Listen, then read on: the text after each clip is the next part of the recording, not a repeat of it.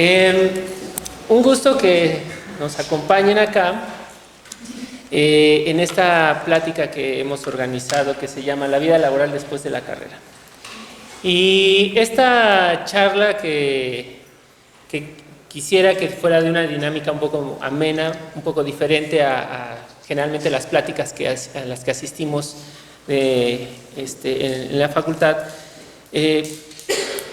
pues la quiero hacer un poco como para que se sientan libres y se cuestionen a los ponentes de hoy sobre qué pasa después de la carrera.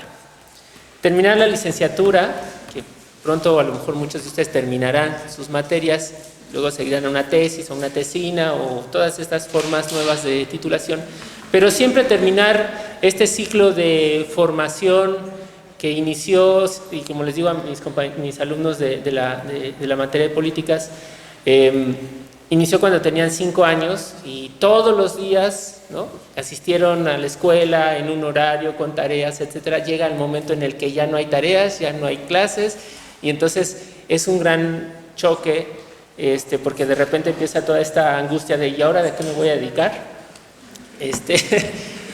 Y por eso el motivo de esta plática, ¿no? Con nosotros, bueno, yo soy Omar Arellano Aguilar, de la licenciatura de Ciencias de la Tierra, profesor de la clase de Política y Normatividad de Sistemas Terráqueos y de Evaluación de Riesgo Ecológico. El día de hoy invité a dos queridos amigos, compañeros de la carrera de Biología. Estudiamos juntos desde el primer día de clases, nos conocimos y eso es padre porque... No tenía canas. No tenía canas, tenía más pelo. Pero una cosa importante es que muchos de los amigos que ustedes hacen el primer día de la carrera estarán con ustedes casi toda su vida. Entonces, hoy que es Día de la Amistad, felicitaciones a todos. Buen punto. Entonces, tenemos con nosotros al doctor Hugo Veraldi, biólogo y maestro en Ciencias por la Universidad Nacional Autónoma de México, doctor en Ciencias por la Universidad Estatal de Arizona, ha sido docente, investigador, y ha hecho servicio comunitario por más de 15 años. Déjenme decirles que, bueno, su especialidad es en la microbiología, paleontología, en ciencias espaciales. De hecho, algunos de ustedes que han participado en los eventos de la Noche de las Estrellas seguramente por ahí se lo han encontrado. Pero además de su amor por la ciencia, que no solamente desde que entra uno a la carrera ya estás enamorado por la ciencia, él es de los que casi en el segundo semestre ya estaba en un laboratorio haciendo un montón de cosas y por eso luego no lo veíamos en las fiestas, pero ahí estaba. Mandaba ya artículos y congresos y cosas así, ha sido muy exitoso en su campo, pero además de eso, pues ha grabado 14 piezas originales en guitarra. Ha sido promotor de escultismo para jóvenes y niños, explorador compulsivo, acompañado con sus 2 hijos, Pablo y Mateo, y ha hecho caminatas por la selva junto con otros compañeros, y bueno, ese es el tipo de perfiles que invitamos aquí a nuestro amigo Hugo Veraldi. Y al maestro en Ciencias, Héctor Eduardo Ríos Torres, para los amigos Lalo. Él es biólogo y maestro en Biología Marina, de aquí por la Universidad Nacional Autónoma de México. Él, pues bueno, le gustaban los insectos, luego le gustaron los crustáceos, alguna vez platicamos de poner una granja de camarones, ha recorrido el país, medio país yo creo, en bicicleta, que es una de sus actividades que le ha gustado mucho. Antes cuando...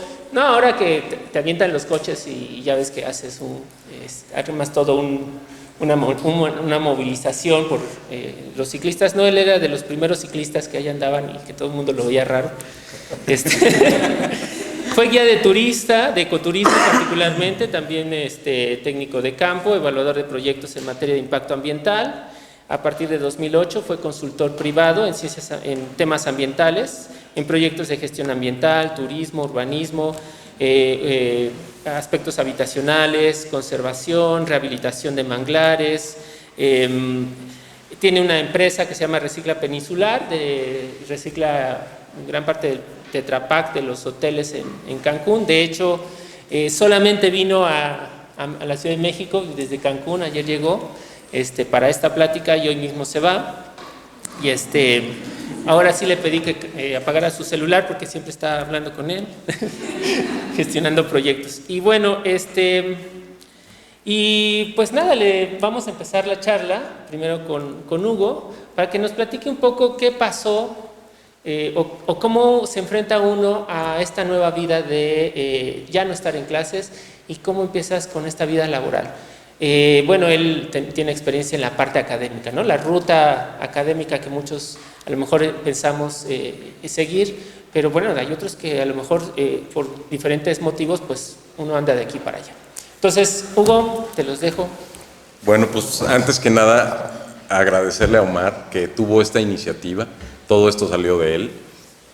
Y a mí me hubiera encantado que en la universidad, temprano en la universidad, o incluso antes en la prepa o en la secundaria, los profes hubieran llegado a decir, si te quieres dedicar a la investigación, más o menos se trata de esto, prepárate. Y también le agradezco mucho a Eduardo, de haber dejado familia, pendientes y todo para decir, claro que sí, voy a ir a compartir mi experiencia con los estudiantes de todo corazón, ¿no? Me prometieron una chela, no sé si... Pues sí, ahí está el bote de la cooperación al final. Y bueno, yo pienso que los que estamos en ciencias, sobre todo los que estamos en ciencias naturales, pero también incluimos a los matemáticas, a los físicos y todo, tenemos un gusto por la naturaleza. A mí me pasó eso, yo en mi infancia siempre me gustó la naturaleza y los campamentos y la supervivencia y todas esas cosas. Pero luego, a lo largo del tiempo, fui pasando por otros gustos. Cuando me gustaba mucho dibujar, quería ser diseñador gráfico, en los 80s que tuve acceso a una computadora y a programar BASIC, quería ser ingeniero en computación, y luego más adelante, que empezaba yo a salir mucho al campo, pasé por la fotografía, el buceo, la música, y cuando llegó el tiempo de terminar la prepa, yo realmente no sabía qué quería hacer, y entonces empecé a trabajar y trabajé en muchas cosas distintas, hasta que después de 4 años, en una caminata en medio del desierto, dije, ya sé qué quiero hacer biología, porque siendo biólogo puedo seguir siendo fotógrafo, puedo seguir siendo buzo, puedo seguir siendo músico, puedo seguir siendo esto y lo otro.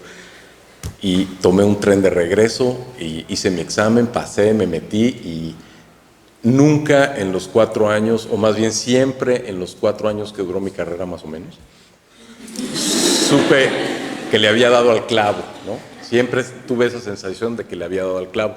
Y eso me motivó a decir, además de tomar clases, ¿qué voy a hacer? Y eso es una recomendación para todos. Inmediatamente me fui a buscar dónde ocuparme, o sea, qué hacer. Y me encontré con un investigador del Instituto de Geología que había trabajado con estromatolitos. Yo jamás había escuchado esa palabra de qué será esto, ¿no? Y me acuerdo que cuando llegué él me dijo, tengo esto y estromatolitos. Y yo dije, pues estromatolitos. Y entonces me acuerdo que yo, hubo ires y venires porque tienes que ir al laboratorio, pero también tienes tus clases y luego tienes exámenes y luego tienes tareas y luego tienes esto y lo otro. Y entonces, y además los amigos y la vida social y esto y lo otro, ¿no? Y esta primera recomendación para ustedes es eso. A mí me sirvió mucho estar haciendo algo que ya me apuntaba hacia la vida académica, y eso era estar en un laboratorio. ¿Por qué? Porque cuando tú empiezas a pensar en, ok, esto que estoy haciendo, por ejemplo, yo hice un catálogo de fósiles microscópicos que estaban asociados a estos estromatolitos, y entonces de ahí empezaba yo a pensar, bueno, ¿y estos bichos qué? ¿Qué me van a decir del ambiente? ¿Qué me van a decir del clima? ¿Qué me van a decir del pasado? Etcétera, ¿no? Entonces, eso te ayuda a darle otra visión también a las clases que yo venía a tomar a la facultad. Cuando yo venía a tomar clases, yo generaba otras preguntas en mi cabeza de lo que estaba hablando el profesor o la profesora en esa época. Y pues eso es lo que hacemos los científicos. Los científicos siempre estamos haciendo preguntas y viendo cómo las vamos a contestar y por qué son importantes esas preguntas y no otras, etcétera, ¿no? Para ir llenando estos huecos en la ciencia, que es este cúmulo de conocimientos que va avanzando, ¿no? Siempre y cuando los hagamos públicos, vamos a decir. Entonces, esa es una primera recomendación, ocuparse en algo desde temprano. Y sobre todo algo que te guste. A mí me apasionaba eso. Yo muchas noches ya no había nadie en el instituto, estaba yo solo viendo al microscopio y decía, oye, estos fósiles tienen 70 millones de años, ¿no? O sea, ahí está la vida que estuvo hace 70 millones de años y yo estoy descifrando quiénes eran, cómo eran, qué hacían, y eso se me hacía apasionante, ¿no? Y luego llegó la hora de decidir, una vez terminada la carrera de biología, si es cierto que yo iba a seguir en la academia o no, porque yo en ese entonces trabajaba en el gobierno, en la Comisión Nacional de Biodiversidad, y pues me iba muy bien ahí. Y entonces tenía a mi cargo cosas de georreferenciación, bases de datos, me empezaban a llegar cosas de especies invasoras, me acuerdo que también se me hizo muy apasionante porque era algo directo con la sociedad. ¿Qué está pasando con las especies invasoras que desplazan otras especies, que acaban con los genes de esto? Y justo cuando estaba yo empezando a ver eso, me llega la llamada telefónica de oye Hugo, ya están las convocatorias de la maestría. Y si no entras ahora, se empiezan a pasar los años y solo hay una edad límite para aplicar a estas cosas. Y pues yo ya llevaba 4 años de retraso en la escuela. Entonces dije, ¿qué hago? ¿Me quedo a trabajar o me voy? Pues decidí irme, ¿no? Me metí a la maestría, me costó mucho trabajo porque me cambié completamente de área, ahora me fui a la geología, entonces tuve que aprender otro tipo de literatura, otro tipo de léxico y fue difícil, ¿no? Entonces ahí va otro tip para ustedes. Muchas veces yo le decía a mis estudiantes, si tú ya empezaste tu tesis de la proteína ABC, síguete con la maestría de la proteína ABC y el doctorado de la proteína ABC, porque te van a gustar 100 o 200 cosas, te va a gustar esto y lo otro, y la ecología y la evolución y esto y lo otro, pero tú tienes que ser bueno en eso. Y la realidad es que una vez que terminas todo el posgrado, ustedes saben que a los científicos no nos contratan si no tenemos mínimo el doctorado. Y luego si tienes postdoctorados, mejor aún, ¿no? Más experiencia en tu haber. Pero para que los que quieren ser investigadores aquí y van a tener que hacer un doctorado a fuerzas, si no, no los van a contratar. Y es un filtro fuerte, porque es un filtro donde tienes que medir a ver si es cierto que tú solo eres capaz de generar preguntas y luego escribir proyectos para que te den dinero para contestar esas preguntas, escribir artículos de científicos que sean aceptados en índices internacionales y tu cúmulo de ideas tienes que ordenarlas en 2 dimensiones de manera muy clara, muy concisa para que te acepten esas publicaciones, etcétera. Entonces es un filtro fuerte y no cualquiera. Ustedes saben que muchas personas que comienzan un doctorado se quedan, ¿no?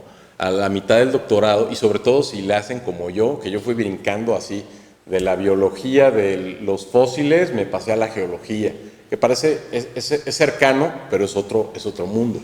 Y luego una vez que terminé la geología me fui a hacer un doctorado en microbiología.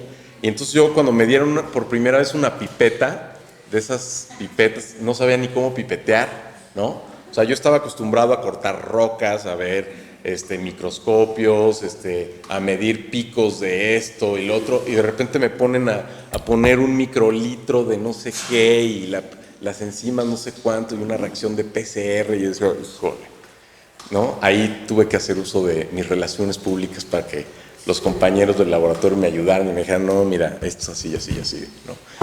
Y ya, sacarlo adelante. Pero entonces, si vas brincando de un área a otra, es más difícil.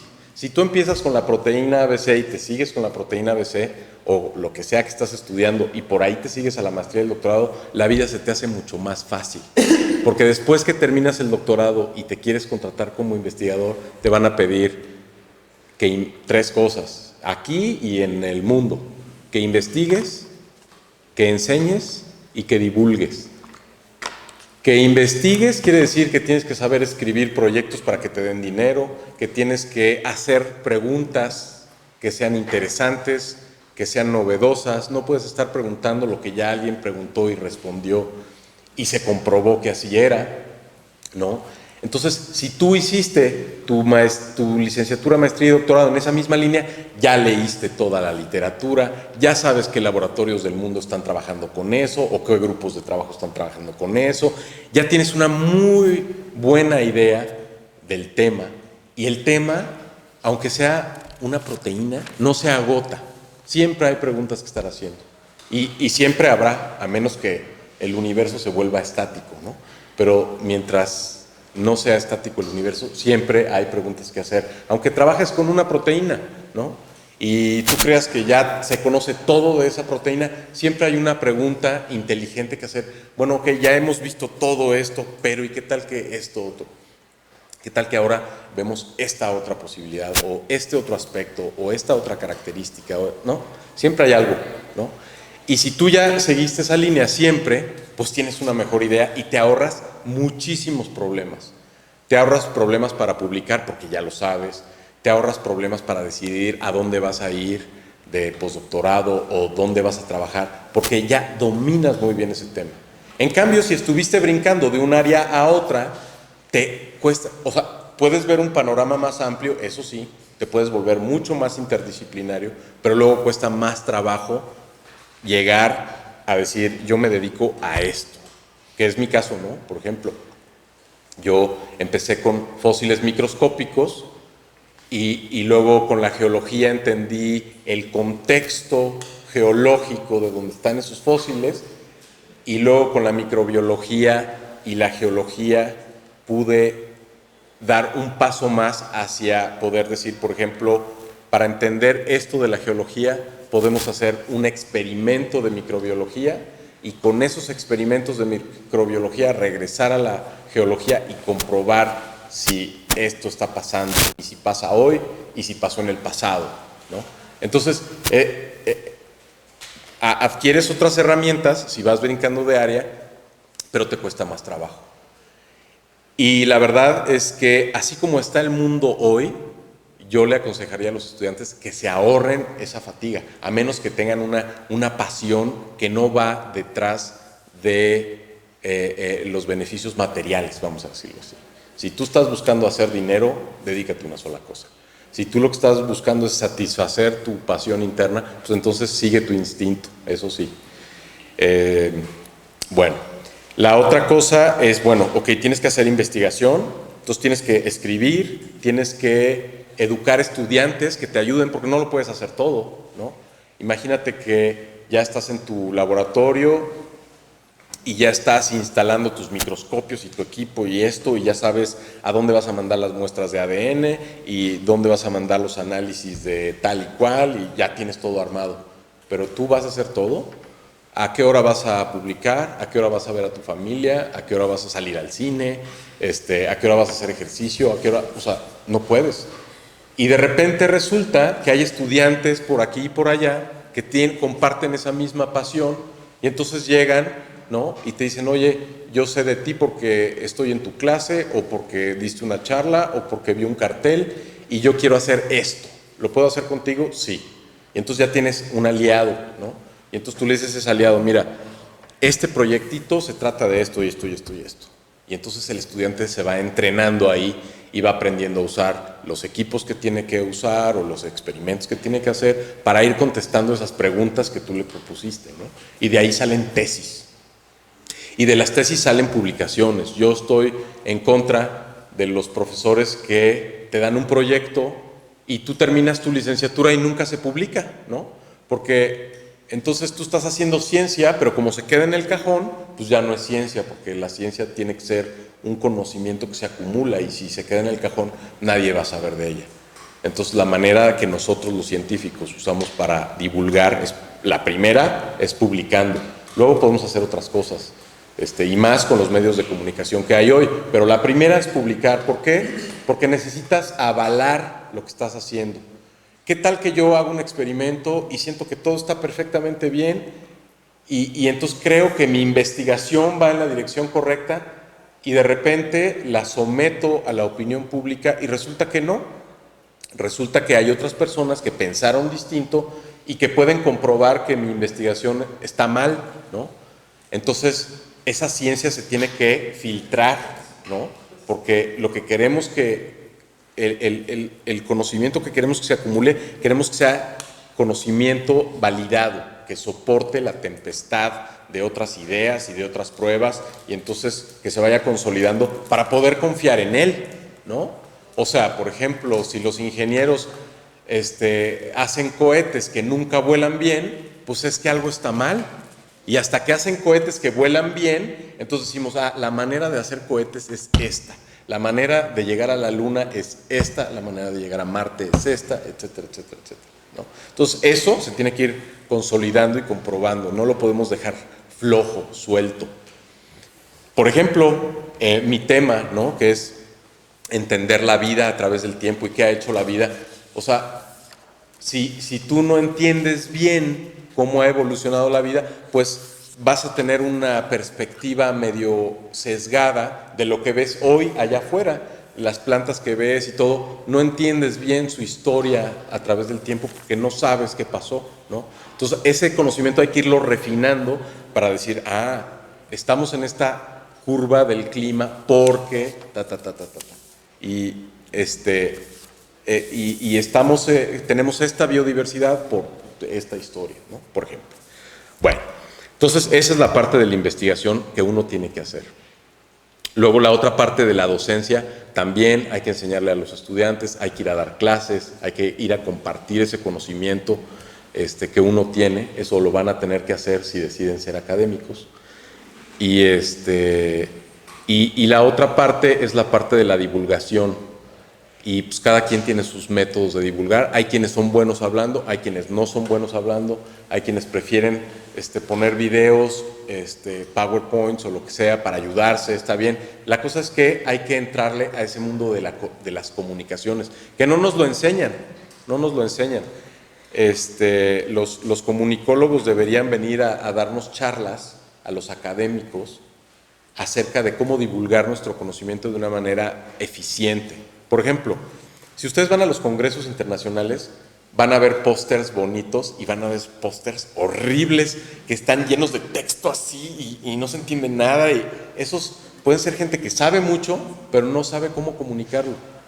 En cambio, te paras en el póster que sigue y tiene colores bonitos, la letra es de un tamaño adecuado, las fotos están bien distribuidas. Entonces es fácil leer a través del cartel y llevarte la idea que te tienes que llevar, ¿no? Entonces esa parte de comunicarnos con el público hay que practicarla mucho y tenemos que hacerla. Y luego al final de todo hay una parte que yo creo que Lalo es aquí el experto, que es, ok, o sea, ¿cómo yo vendo mi ciencia? Imagínate que, si estás en la academia, pues el gobierno te va a pagar, la sociedad te va a pagar, vas a estar en una institución, en un centro de investigación o lo que sea. Pero si no, o sea, tú puedes usar tu ciencia para el bien público, para el bien ambiental, sí, pero ¿y cómo le haces? ¿Cómo cobras? O sea, ¿cuánto cuestan mis ideas? Eso es algo que muchas veces no tenemos ni idea cómo hacerlo. Y yo siento que depende hacia dónde enfoques tu vida, si estás afuera de la academia o si estás adentro de la academia. Hay muchos académicos que se vuelven consultores, ¿no? Entonces les dicen a las compañías mineras, yo te resuelvo tu problema, yo te digo cuánto arsénico tienes aquí versus allá, o yo te digo cuánto oro vas a sacar de tu mena que está a 28 kilómetros de profundidad, no sé, lo que sea. Yo te lo hago porque yo tengo la capacidad analítica y los conocimientos para hacerlo. ¿Cómo? Ok, ¿cuánto cuesta eso? Entonces uno se tiene que ir adentrando, no es ya, te sales un poquito de la ciencia para entrar al mundo de cómo generas dinero, ¿no? O sea, y pues, hay que tocar el tema del dinero porque pues, todos lo necesitamos, sí o sí. Y bueno, una vez habiendo tocado estos 3 puntos de la investigación, la docencia y la divulgación, nada más enfatizar que los que quieran ser académicos a eso se van a dedicar, van a estar mucho tiempo escribiendo, es mucho de escribir artículos científicos, eso es una gran parte. De hecho, la evaluación principal de cualquier académico aquí y en otros lugares del mundo es cuánto publicas, cuántos papers produces al año, ¿no? Y número 1, y número 2, tus papers son citados por otras personas, o sea, realmente tienen un impacto, realmente estás contribuyendo al conocimiento o estás publicando paja que a nadie le interesa. Y ya con eso le paro y le paso la palabra a Lalo. Muchas gracias, Hugo. Después de la intervención de Lalo, de Eduardo, vamos a abrir a preguntas y respuestas, inquietudes, reflexiones, etcétera, y bueno, va a haber una dinámica en la cual les pediré que sean, las intervenciones sean cortas para que todos tengan la oportunidad. Bien, pues esta es una primera parte importante porque quienes nos hemos decidido hacer una carrera en las ciencias, pues en principio, incluso algunos a lo mejor de muy jóvenes nos visualizamos en un laboratorio haciendo investigación, haciendo experimentos y bueno, también en la licenciatura de Ciencias de la Tierra, ahora pues está esta parte importante que es la interdisciplina y además en las ciencias aplicadas, ¿no? Entonces, afortunadamente, pues bueno, también muchos biólogos nos incorporamos a veces a esas áreas y ya sea desde la iniciativa privada, pero también desde el gobierno. Hoy no puede venir una compañera también amiga nuestra que tiene experiencia en la parte gubernamental, tal vez en otra ocasión. Pero bueno, pues Eduardo, el maestro Eduardo. ¿El maestro? El maestro. Échale más agua a la mezcla, por favor. Sí. Bueno, pues así como Hugo y Omar comentan, de hecho ahorita mientras escuchaba hablar a Hugo, viajé un poquito a mis años de la carrera y pues de entrada es un honor estar de este lado de aquí en el auditorio. Muchas veces estuve ya sentado como ustedes. Cuando Omar me propuso, oye, ¿quieres ir a dar una plática allá a la Facultad de Ciencias a mis alumnos de pues cómo es la vida de un profesionista ya alejado de la investigación? Pues yo con todo gusto hice mis planes y me salieron medio mal, pero aquí estoy, ¿no? Llegué a las 2 de la mañana cuando tenía que llegar a las 2 de la tarde, pero bueno, ya son parte de la concentración que uno tiene, ¿no? A mí, al contrario que a Hugo, y de hecho fue platicándolo con algunos colegas, yo tuve una crisis a la mitad de la carrera. Esta crisis fue porque me visualicé qué iba yo a hacer después de titulado y en qué lugar me iban a poder contratar para yo poder subsistir y terminar mis 3-4 semestres que me faltaban, ¿no? A final de cuentas, también yo decidí que iba a ser biólogo por ahí de los 12 años y fue a la mitad de la disección de un chapulín que dije, bueno, pues creo que lo mío es la carrera de biología. Ayer platicaba con Omar y con su esposa, que también es bióloga, no sé si les ha platicado. Ellos me decían, pues nosotros, después de muchos años de dar clase en Ciencias de la Tierra, si me preguntaran qué estudiaría, pues preferiría Ciencias de la Tierra, ¿no? Tal vez por lo variado y por lo amplio que es el tema. Yo, si ahorita me preguntan a qué me dedico a todo menos a biología pura. Pero si me preguntaran qué quisiera estudiar desde el principio, la respuesta sería biología, porque no me visualizo en un ambiente si no es conociendo los bichitos o las plantas que nos rodean.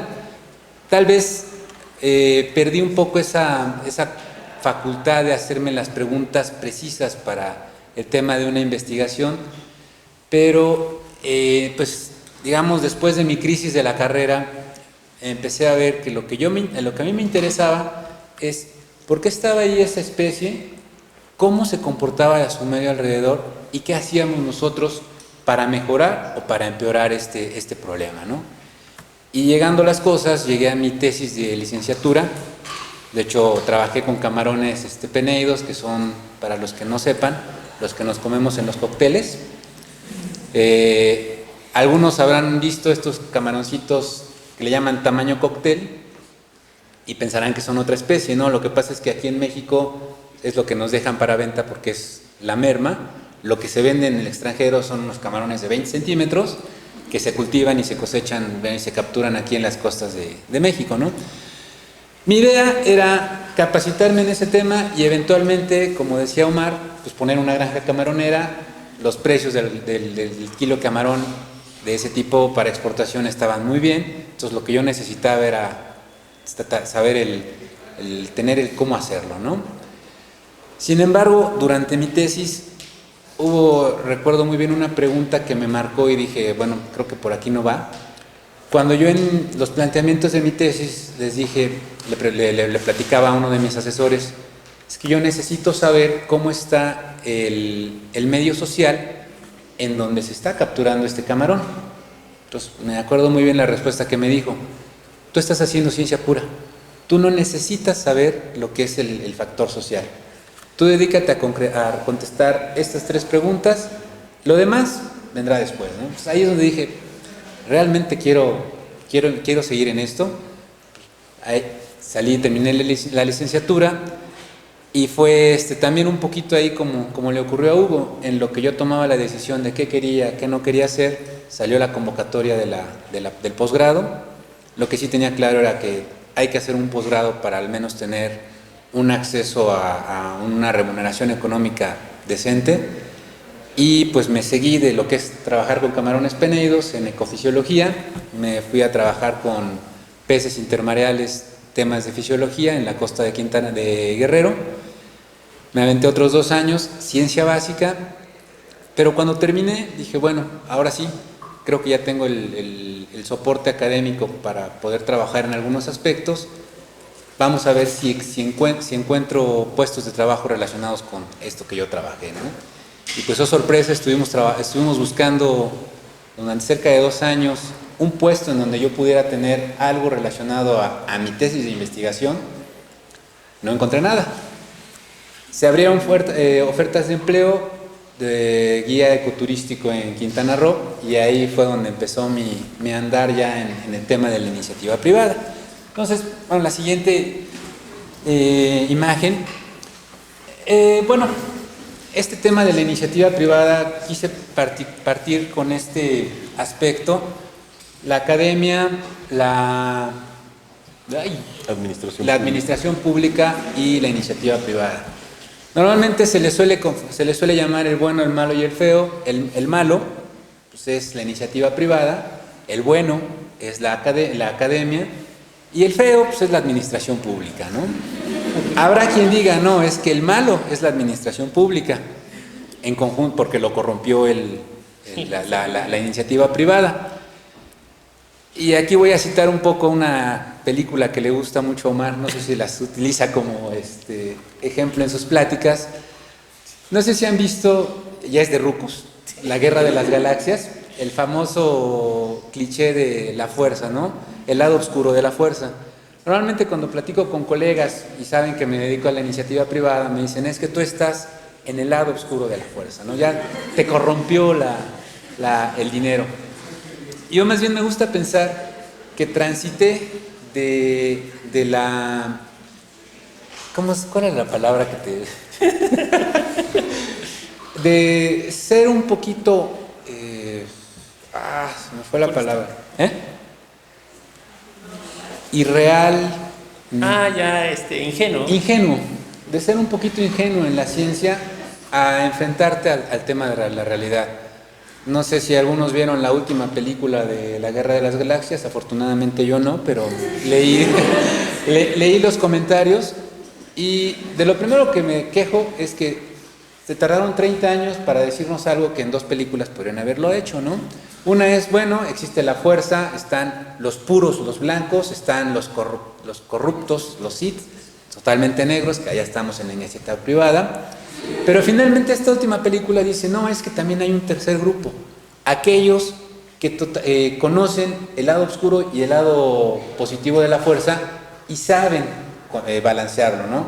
Porque el puro totalmente no sabe la extensión de su fuerza, hasta dónde va a llegar o su energía, y aquel que ha sido corrompido, pues tal vez se deslumbró, ¿no? El chiste es saber balancear tanto el aspecto positivo y el aspecto negativo de todo, y bueno, eso dejando ya de lado la cita de la película, eso aplica en todos los casos de la vida real. Pues realmente aquí ya cuando planteamos nuestras 4 principales ejes, que como bien decía Omar, aquí nos hizo falta Erika, está la administración pública, está la academia, está la investigación y está la iniciativa privada. Entonces la primera pregunta es, cuando yo salgo y voy a intentar trabajar en algún aspecto, es ¿en qué? Me acuerdo mucho que nos decía un maestro de anatomía, pues ustedes como biólogos deprimidos, pues váyanse a vender claves de identificación allá al metro, a ver si alguna de esas cosas las pueden lograr vender. Ya con la experiencia que ahorita tenemos, pues aquí me permití numerar del 1 al 8, aunque a pesar de que algunos verán en el centro de la imagen hay un número 9 que no lo describo, pero estas son las probables interacciones que nosotros como profesionistas vamos a tener durante nuestro transitar en la vida profesional. El primero, pues por ejemplo, tenemos estudios específicos, caracterizaciones ambientales de cualquier tipo de aspecto que les pidan. Cuando hablamos de la iniciativa privada, pues, ¿sabes qué? Te voy a cambiar un poquito la silla, porque ya no veo igual que antes, y la letra está muy chiquita. Está bastante chiquita, entonces en lugar de torcerme el cuello, pues mejor aquí. Pues cuando hablamos de la iniciativa privada con la investigación, normalmente significa que un consultor, que no siempre somos expertos en todos los temas, necesitas recurrir a la investigación que se realiza, ¿no? Llámese el caso, yo en algún proyecto en la Laguna de Bacalar en Quintana Roo, llegó un desarrollo turístico que me preguntaba qué podía yo construir ahí. Entonces, mi primera pregunta fue, llego con Hugo y le digo, oye Hugo, ¿qué hay en la Laguna de Bacalar que pudiera afectarse por la construcción de un tipo de desarrollos turísticos? Entonces Hugo, dentro de su área de experiencia, me dice, ¿sabes qué? Las microvialitas de Bacalar es un ambiente único que debe de protegerse y se tiene que trabajar. Entonces, ahí, digo, esto es un tanto teórico, no logramos concretar el estudio ahí, pero el ejemplo vale. En este caso, él hizo un estudio específico de lo que sabía para ese sitio. Fue una vinculación entre la iniciativa privada y la investigación. En el otro caso, la iniciativa privada con la administración pública representada por la federación, los estados o los municipios. ¿Alguno de ustedes sabe quiénes son los entes administrativos públicos en los que más incidimos como expertos ambientales? ¿No? Semarnat, Conavio, Conam, la PAEOT o PEOAT, ¿cómo es? PAOT. La PAOT, que es a nivel estatal, y las direcciones de ecología a nivel municipal son los entes de la administración pública con los que uno como la iniciativa privada tiene más interacción. ¿Cómo es esta interacción? Normalmente es, yo traigo un proyecto, necesito construirlo, necesito desarrollarlo, la administración pública me tiene que autorizar. Entonces, ¿qué es lo que hacemos? Normalmente sometemos una serie de estudios, ya sea contratados con la iniciativa, con el área de investigación o elaborados por nosotros mismos, para que la autoridad nos emita unos lineamientos que nos permitan desarrollarlo, ¿no? El aspecto tercero es cuando tenemos a la academia y la administración pública. Ahí, retomando un poquito la primera lámina, ya ven que les decía que el feo es la administración pública. pues a veces pasa que los evaluadores que trabajan ahí no tienen una actualización constante. Entonces tienen que acercarse a la academia para que se lleve a cabo esta actualización, esta capacitación, esta integración de nuevas técnicas o nuevos conocimientos, a fin de que la administración pueda evaluar correctamente todos los proyectos que ingresan, ¿no? Que precisamente me comentaba Omar, tuviste un curso con la PAOT, ¿no? Y con... les he dado curso a la PAOT y a Senacica. Senacica, exactamente, ¿no? Que, pues digo, uno de los principales líneas de investigación de Omar es dar a conocer la cantidad de compuestos químicos que no están incluidos en ninguna norma y que deben ser regulados porque causan daños a niveles ambientales. Es un ejemplo muy claro de cómo la academia trabaja en colaboración con la administración pública. Finalmente, bueno, la academia y la investigación pues está muy relacionado a lo que comentaba Hugo, que es la formación de profesionistas capacitados, ¿no? Después tenemos el número 5, que ya es una colaboración entre la iniciativa privada, la investigación y la academia. Esto es normalmente a través de las prácticas profesionales. Y este es un aspecto que yo critico mucho en la carrera de biología. No existen prácticas profesionales. No sé si en Ciencias de la Tierra actualmente haya esta posibilidad de, en semestres superiores, quinto, sexto, séptimo, haya la oportunidad de incorporarse a un área de investigación, a una consultoría, a un hotel, a algún aspecto que requiera de un tema ambiental a ser trabajado. Esto les va, como bien decía Hugo, les va a abrir la posibilidad de saber qué es lo que quieren hacer, ¿no? Yo comentaba con algunos colegas, normalmente la mitad de la carrera es donde se da esta crisis de la carrera, que precisamente las prácticas profesionales ayudan a superar este tipo de problemas, ¿no? El número 6 es cuando tienes la iniciativa privada, la administración pública y la investigación. Y normalmente son proyectos integrales de colaboración. Llámese, hay una iniciativa privada que trabaja mucho, que es la Nature Conservancy. No sé si han escuchado hablar. A partir de aquí es donde empieza a sesgarse hacia el lado oscuro. No sé si han leído el greenwashing, que es el lavado verde. Básicamente son empresas que contaminan muchísimo, saben que contaminan muchísimo y entonces destinan un porcentaje de su dinero mal habido a través de organizaciones para que los inviertan en proyectos viables, ¿no? Ejemplos como esos tenemos a GTZ, que es una empresa alemana. Bueno, la GTZ es la que se encarga ya de las donaciones de todas las empresas alemanas, canalizarlas a proyectos de investigación.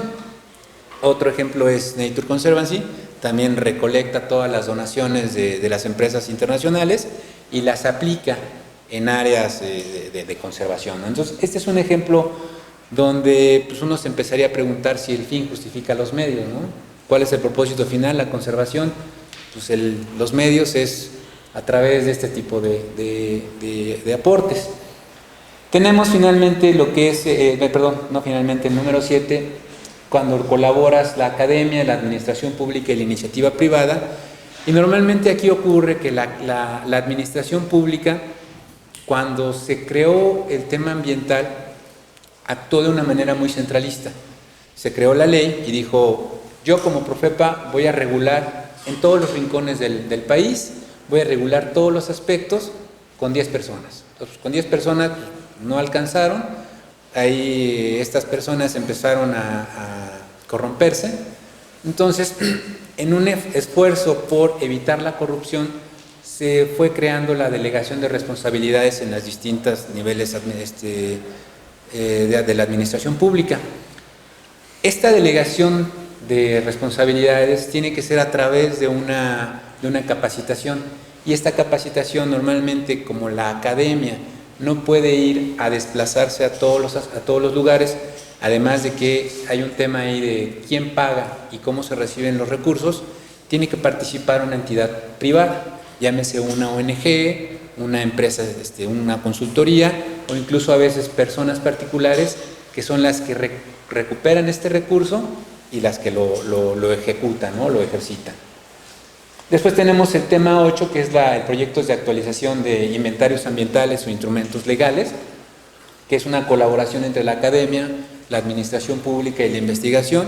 Y aquí tenemos ejemplos, espero que conozcan el programa de ordenamiento ecológico marino del Golfo de México y del Mar Caribe, o el del Golfo de California, que básicamente lo que hacen es, toda nuestra zona económica exclusiva la dividen en unidades de gestión. Y cada unidad de gestión lo que hace es asignar usos permitidos y usos prohibidos. ¿Cómo lograron esta investigación de toda la zona económica exclusiva? Pues solamente con ayuda de la academia y de la investigación. Y finalmente, esos son instrumentos que nosotros como iniciativa privada tenemos que respetar cuando se hace algún planteamiento de algún proyecto. Y finalmente, el número 9, que ya ni siquiera me molesté en escribirlo, pues es prácticamente el unicornio de la vida académica, ¿no?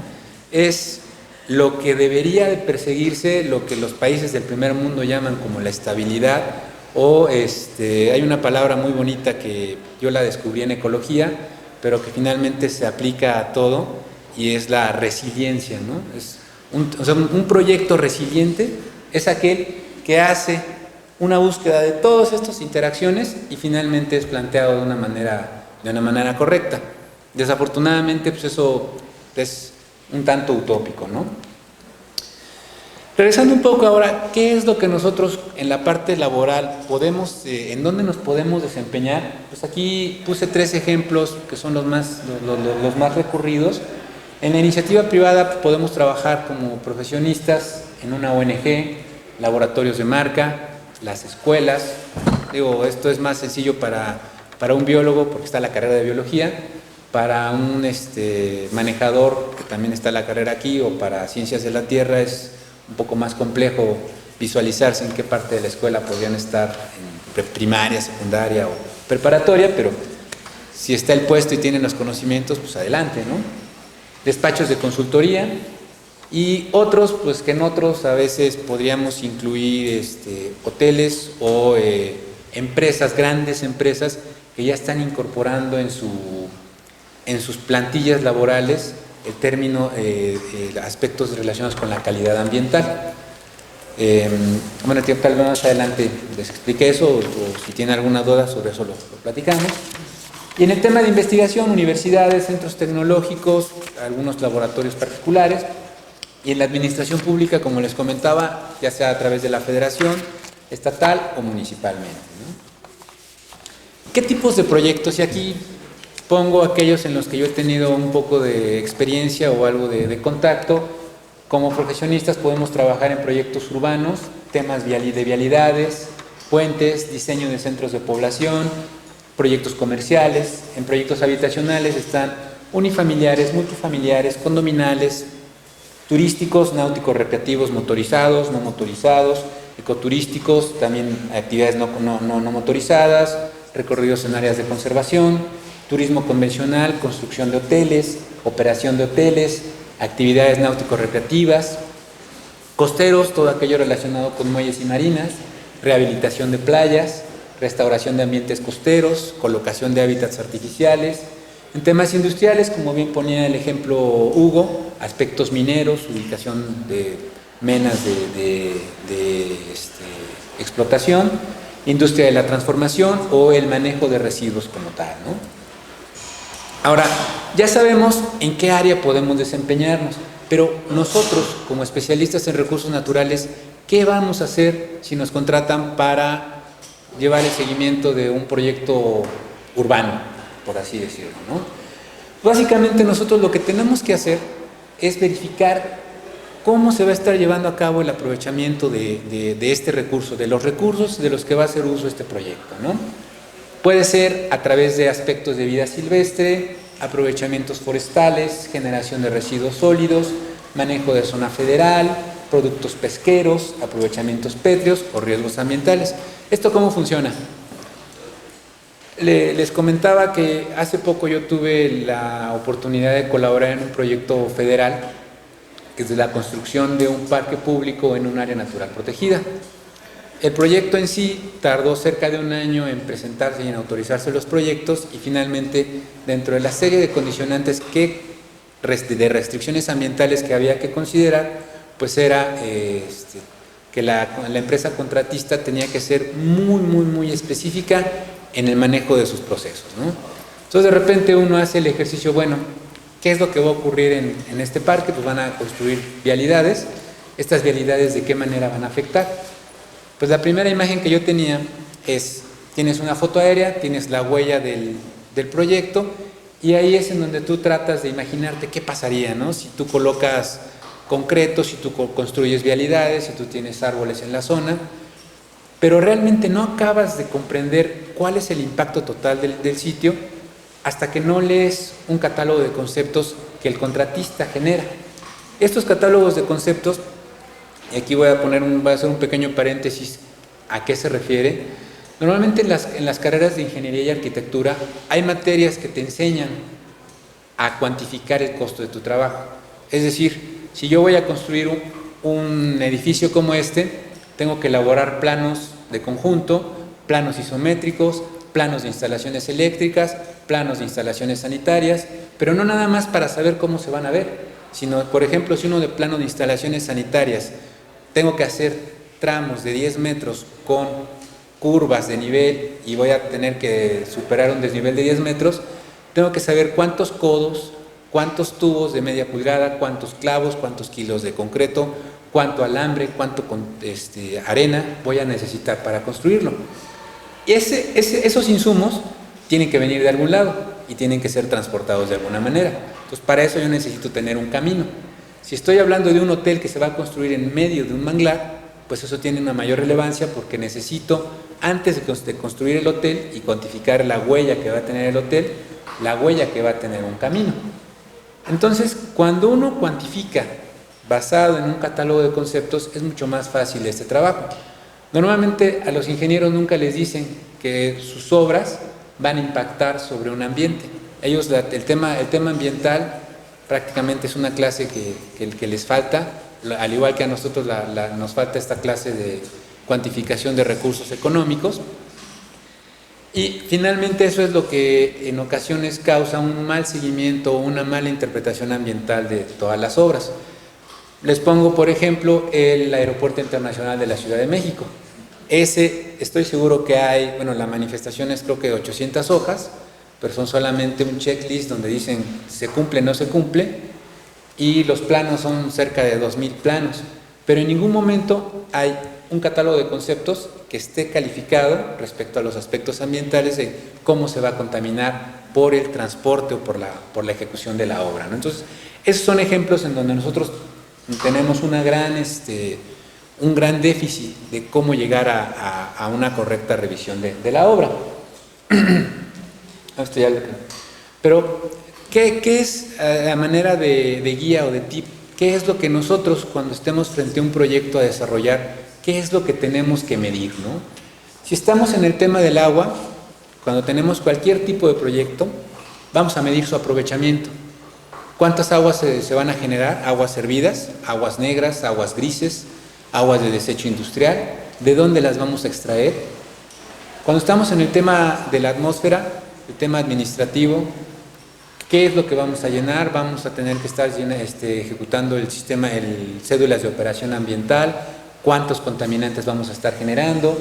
El tema de la gestión ambiental, cuánta energía vamos a consumir, cuánta agua vamos a estar generando, etcétera.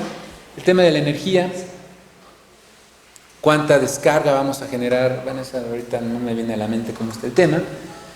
Cuando tenemos recursos ambientales, recursos naturales, vamos a medir las emisiones de nuestras actividades que se generan y afectan, emisiones que pueden ser a través de desechos sólidos, desechos líquidos o desechos gaseosos. Residuos, la generación de residuos, de qué manera va a afectar y en dónde lo tenemos que medir. Y el suelo, cuántos vertidos o de qué manera se va a afectar, ¿no? Esto está muy relacionado con lo que les comentaba de la resiliencia. Y esto es, cuando nosotros estemos en un trabajo, a pesar de que nuestro cliente sea el contratante o sea la iniciativa privada quien nos esté tomando como contratados, siempre tenemos que tener claro que nuestro propósito como especialistas en los recursos naturales es mantener la biodiversidad, mantener la conectividad de los ecosistemas, considerar las variables de lento retorno. A veces consideramos 3 o 4 aspectos que son los más evidentes, pero atrás de esos aspectos hay variables sinérgicas que tardan en presentarse, ¿no? El cambio climático creo que es uno de los más claros ejemplos. En los últimos 20 años se ha detonado, pero esto es algo que se generó durante 100 o 150 años antes. ¿Qué se hizo en esos 150 años antes? Nada. ¿Por qué? Porque nunca se consideró la variable como tal que podría llegar a afectarnos, ¿no? El tema de la complejidad social, muchas veces en la carrera de biología no nos capacitan para aprender a conversar con los diferentes actores sociales, llámese administración pública, llámese afectados, llámese propietarios, ejidos, comunidades, grupos sociales, minorías o grupos que están en riesgo. El otro aspecto también que tiene mucho que ver con lo que comentaba Hugo es cómo vamos a transmitir la ciencia. Y a veces no nada más es la ciencia, es conocimientos muy básicos, cómo vamos a hacer que permeen en personas que tal vez tienen niveles académicos o niveles educativos muy bajos o que tienen otro tipo de formación, ¿no? Yo ahí siempre insisto que el conocer el nombre de una planta no es nada más un tema de un biólogo, es tema de que tenemos que saber que esa planta que está ahí nos está dando un beneficio o nos está generando una afectación y como tal tenemos que saber tratarla. Ya se debe de volver a algo de cultura general, ¿no? Es saber qué tenemos ahí. La participación social es algo que también como profesionistas tenemos que tener muy muy claro, y la promoción de la gobernanza, que me imagino que ya les has platicado mucho acerca de eso. Todavía esto es cómo puede haber una autogestión de las comunidades en el tema del beneficio ambiental. El otro aspecto que también a veces nosotros pecamos de querer saber mucho es la jerarquía y las responsabilidades de trabajo. A veces, con tal de que nos contraten, decimos sí a todo y nunca estamos conscientes de que cuando hay una plantilla laboral, cuando mucho debe haber 5 niveles de jerárquicos. Está el director responsable, está el jefe de proyectos, está el técnico de proyectos y finalmente tenemos a los técnicos que ejecutan las labores de campo. Esto en una empresa, ¿cómo lo podríamos representar? Está el director ejecutivo, está el director de área, del departamento, está un especialista y en último rango tendríamos, por ejemplo, a personal de intendencia o personal que hace las labores más sencillas, ¿no? Así es como uno en una empresa visualiza las jerarquías, así es también como uno tiene que jerarquizar las responsabilidades como profesionista ambiental. ¿Qué es lo que pasa? Que normalmente los departamentos de recursos humanos dicen necesito un biólogo y ese biólogo se convierte en todólogo o un especialista en recursos naturales y quieren desde ya que ejecute y lea y redacte una Biblia de 800 hojas hasta elaborar los manuales por cada hoja de todo lo que tienen que hacer para una empresa de 200 empleados, ¿no?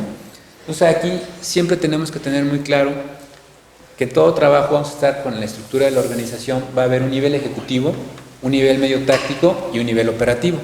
En el nivel medio táctico, ¿qué es lo que nosotros hacemos normalmente? Elaborar manuales, planes y programas. ¿Cómo le voy a hacer para poder cosechar el medio kilo de lechugas que en el nivel ejecutivo se planteó que se iba a generar? Y finalmente el nivel operativo lo que hace es contratar a las personas que van a estar cosechando cada 3 meses estas lechugas, ¿no? ¿Cómo nos podemos auxiliar? Pues tenemos aquí normas oficiales mexicanas, toda la legislación, que tal vez aquí no voy a hacer mucho énfasis, nada más es para un poquito de ejemplo. Y bueno, ya lo había venido platicando, cómo es esta interacción multidisciplinaria, ¿no? Que ahorita está cobrando mucha importancia.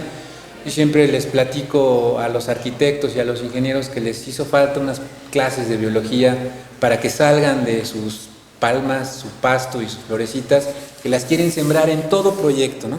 Ya nos falta un poco. Y a nosotros como biólogos o como especialistas en recursos naturales nos hace falta saber cómo se construye un proyecto de cualquier tipo, para saber pues, cómo se comporta qué tipo de instrumentos o de materiales se van a construir que pudieran generar algún tipo de problema, ¿no? Finalmente llegamos al tema de cómo cuantifico, cómo vendo yo mi trabajo, cuál es el valor real de esto. El primer paradigma que uno tiene que tener en cuenta es: tiempo es dinero, a más tiempo que yo me tarde, más dinero se debe de cobrar.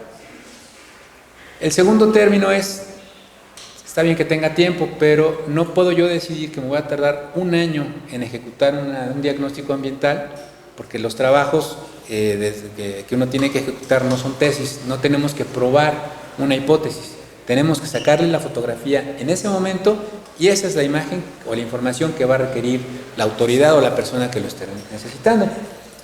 Y finalmente tenemos que aprender a darnos nosotros nuestro lugar, ¿no? Voy a retomar lo que comentaba al principio, este maestro de anatomía que nos decía que los biólogos éramos deprimidos en lugar de ser comprimidos.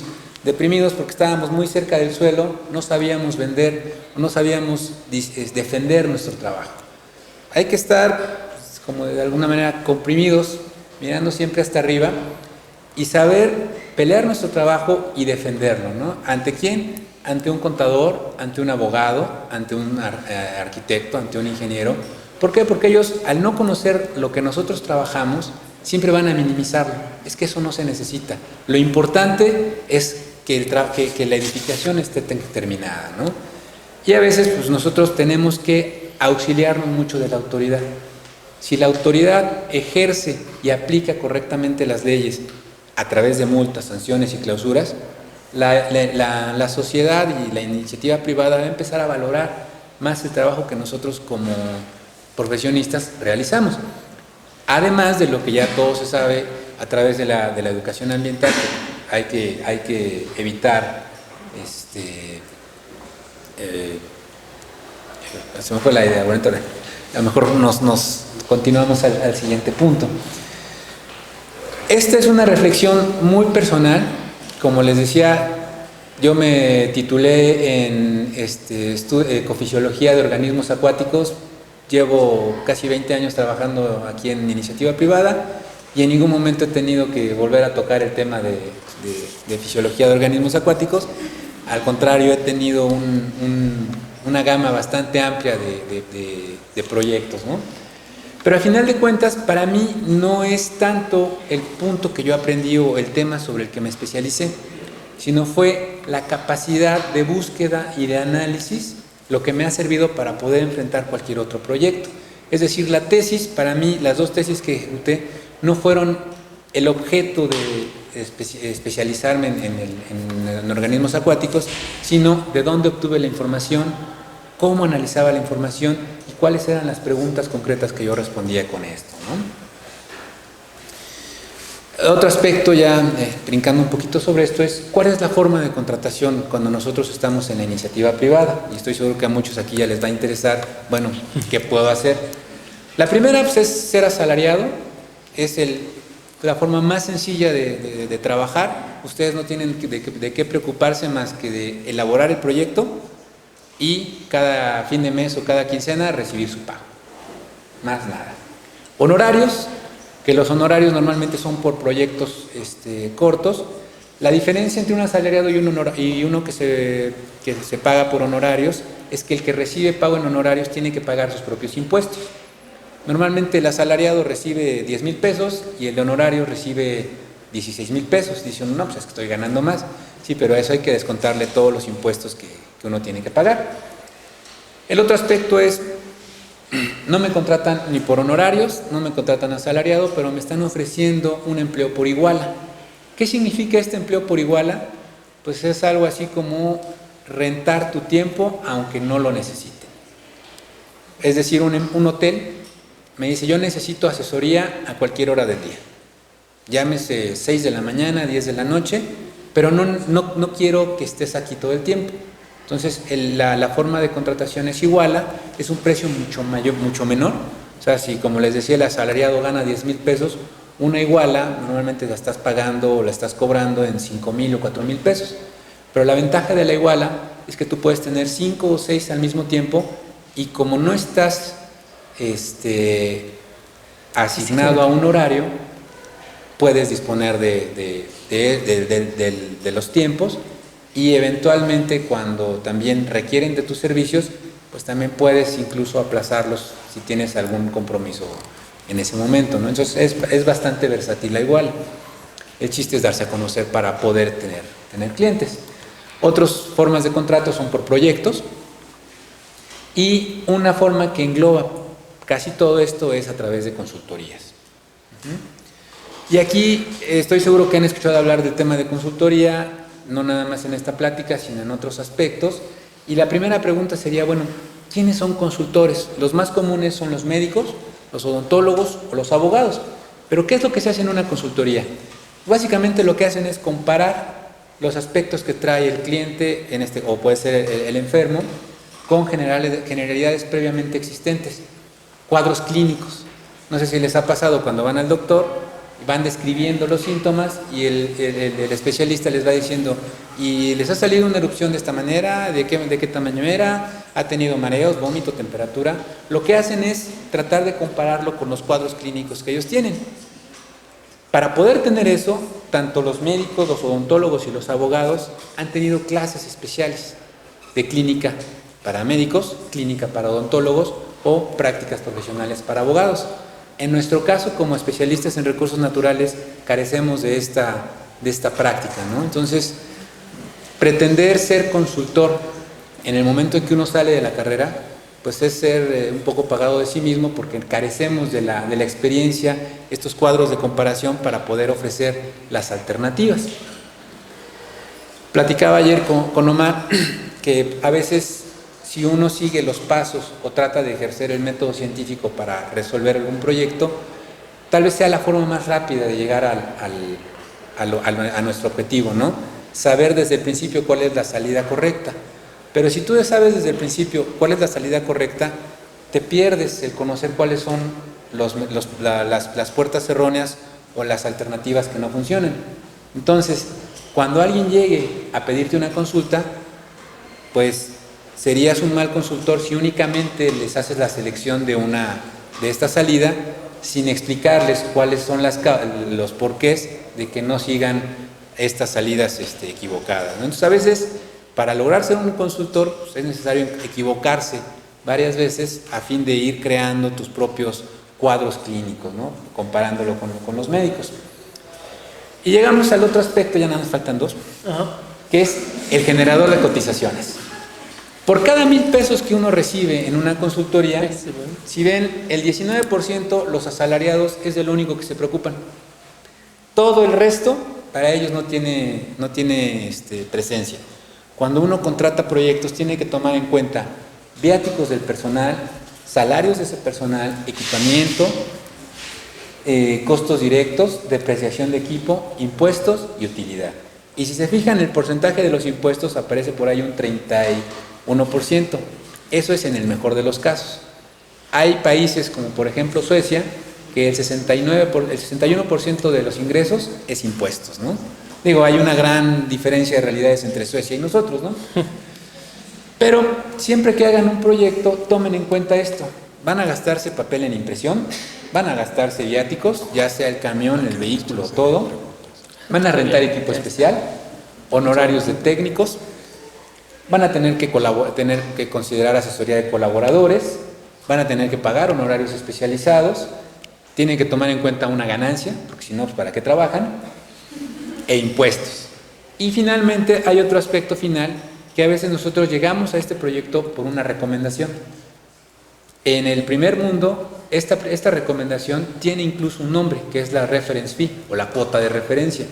Aquí en este caso, ocurre mucho en los proyectos comerciales, son las comisiones, ¿no? ¿Qué porcentaje de comisión se va a pagar? Normalmente se estila del 15 al 5%. Y en el último aspecto tenemos a los impuestos. Ese famoso 31%, no sé si ustedes han leído acerca de Santana y alguna de las revueltas que se creó cuando creó impuestos por las puertas o por las ventanas. y entonces todo el mundo se indigna por Santana de que creó impuestos irreales. Pues no estamos tan lejos de eso, ¿eh? O sea, tenemos impuestos al valor agregado, tenemos impuestos sobre la renta, impuestos sobre activos. O sea, yo me compré un carro y lo utilizo para el trabajo y después ya no nada más necesito un carro, sino necesito dos. El valor de esos dos autos son activos.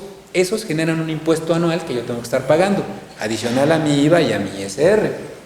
Tengo impuestos suntuarios, que si de repente yo tuve que llevar a comer a mis clientes a un hotel o a un restaurante de lujo, pues ahí además de todos esos impuestos, por ser un restaurante de lujo, otro impuesto.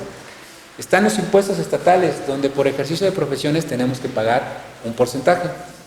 Impuesto de nómina, si tenemos un colaborador, tenemos que darle un 2% al Estado. Tenemos que pagar una licencia de funcionamiento estatal si tenemos un despacho. Tenemos que hacer un pago de derechos por ejercicio específico de profesiones. O sea, si nosotros tenemos que llenar un formato de registro para el Estado, no cualquiera lo puede llenar, solamente aquellos que se paguen los impuestos y tengan su autorización. Y finalmente, los impuestos municipales, los más fáciles son el predial, la licencia de funcionamiento municipal si tienes un despacho y el pago por la recolección de residuos, ¿no? Entonces, finalmente, de manera de un poquito para el recorte, pues, cuando uno me pregunta, cuando eres biólogo, pues, lo que todo el mundo piensa que hago y lo que finalmente resulta que hago es estar un 60% del tiempo pegado en el escritorio, pero además de ser biólogo y además de estar ahí en el escritorio, pues esto es también lo que hago, ¿no? Hacemos viveros, nos metemos a la selva, rescatamos fauna, andamos paseando en los hoteles, hacemos recorridos en kayak, contamos basura, separamos basura, nos hundimos en el manglar, hacemos recorridos aéreos, sobrevolamos drones, a veces nos toca capturar fauna de reptiles. Digo, ahí una anécdota, una vez me tocó capturar una serpiente, ya estaba muerta, la llevo con unos colegas, estos colegas dicen, pues ya se murió, vamos a quedarnos con la piel. Le sacan la piel y dicen, oye, la carne pues no se ve tan fea, vamos a cocinarla. No sabía mal. Hacemos otro tipo de inventarios, no nada más de flora y fauna, también de basureros, recorridos en la zona. Nos toca andar en kayaks y también a veces nos vemos expuestos a las inclemencias del tiempo, ¿no? En este caso de arriba que ven, pues nos tocó ir a muestrear una vez en medio de un huracán y se nos atascó la camioneta y perdimos ahí como 5 horas, ¿no? Y finalmente con esta imagen pues me gustaría terminar la plática. Les agradezco y pues bueno, aquí nada más un pequeño reconocimiento. La chica que ven con el impermeable es una muy querida amiga de Omar y mía. Y pues esta presentación la quisiera hacer en memoria de ella. Sí, de Claudia. Claudia se llamaba. Sí. Pues bueno, finalmente, espero no haberlos aburrido. Muy bien.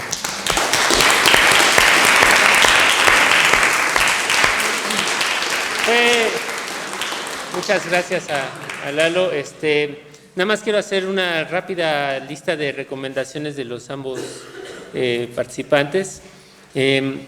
Tenemos que empezar ya a pensar qué vamos a hacer después de la carrera cuando ya estamos en los últimos semestres. Apuntar hacia un objetivo, hacia dónde quiero ir. Lalo ya les comentó, el posgrado sí vale la pena porque se puede, significa mayores ingresos, pero también podemos empezar saliendo de la licenciatura, ¿no? Buscar una ruta de investigación o una búsqueda de especialidades. También hay que seguir los instintos, tener claridad respecto al impacto de nuestro trabajo. Siempre, tanto si haces iniciativa privada, estás en gobierno, si estás en la academia, saber transmitir tu conocimiento a diferentes públicos. Jerarquizar laboralmente y también las responsabilidades, es decir, es una buena recomendación, no porque es nuestro primer empleo, seamos muy de, bueno, sí, yo puedo hacer todo, ¿no? Es decir, saber cuáles son las responsabilidades de cada uno y en consecuencia obviamente la remuneración. Los proyectos no son tesis. Una de mis recomendaciones, además, por experiencias se los digo, y igual para lo verán con los amigos, es su tesis no va a definir su vida, ¿no? Entonces la tesis es un proyecto que les va a dar mucha formación, que les va a permitir afinar esta capacidad que nosotros obtenemos en las ciencias, que es la búsqueda y el análisis para responder las preguntas. Pero cuando uno sale a la vida real, pues bueno, hay que ser más económico en ese sentido, ¿no? Siempre darnos nuestro lugar y no perder de vista que de lo que ganemos el 31% se lo queda el gobierno. Como mínimo. Como mínimo. Bueno, quisiera que si tienen algunas preguntas, dudas, reflexiones, vamos a hacer un grupo de 3 preguntas, comentarán los colegas y luego otras tantas. Tenemos más o menos una media hora para esta actividad, así que pues adelante, aprovechen ahorita que los tenemos aquí.